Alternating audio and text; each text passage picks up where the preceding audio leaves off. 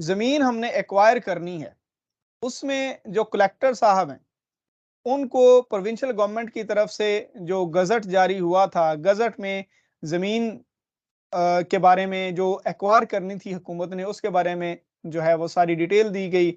उसके बाद नोटिस दिया गया कलेक्टर साहब की तरफ से मालकान को, ज़मीन के मालकान को, उनको बुलाया गया, सुना गया। उसके बाद एक अवार्ड बना, अवार्ड में बताया जाता है किस ज़मीन के कितने पैसे हैं, वो जारी हुआ।